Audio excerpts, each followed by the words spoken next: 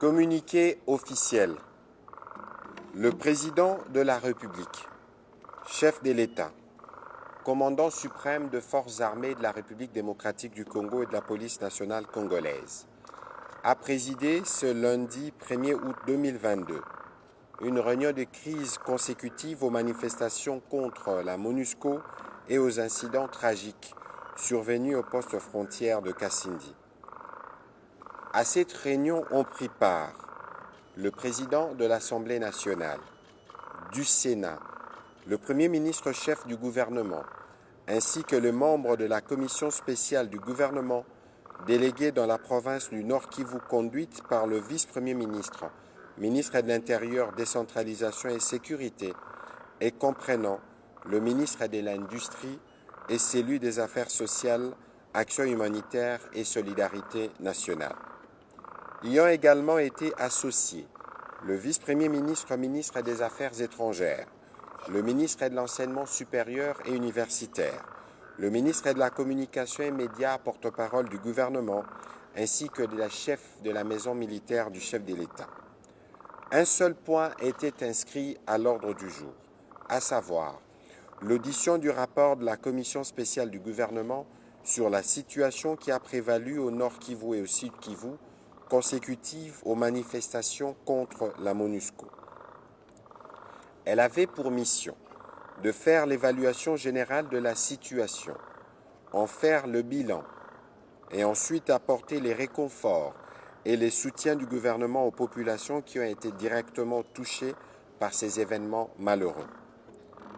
Elle a aussi fait le point de la situation consécutive aux incidents graves et outrageants qui ont porté atteinte à la souveraineté de la RDC, au poste frontière de Kasindi survenu pendant qu'elle séjournait dans la région.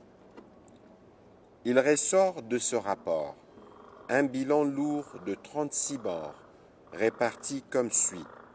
13 morts à Goma, 13 morts à Butembo, dont 4 casques bleus, 4 morts à Uvira, 3 à Kanyabayonga et 3 à Kasindi.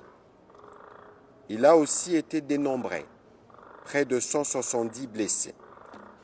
La commission gouvernementale a aussi eu des entretiens avec plusieurs acteurs de la société civile à Goma et à Butembo. Au cours de ces entretiens, les populations ont formulé une demande claire, celle de voir partir de la République démocratique du Congo la mission des Nations unies en République démocratique du Congo, MONUSCO.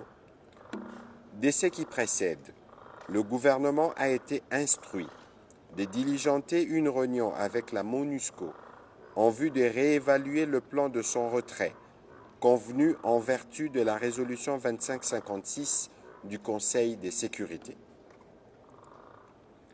Pendant la réunion, le président de la République a aussi fait part de son entretien ce jour avec le secrétaire général des Nations unies qui lui a exprimé ses vives condoléances après les incidents graves survenus à la frontière entre la République démocratique du Congo et l'Ouganda.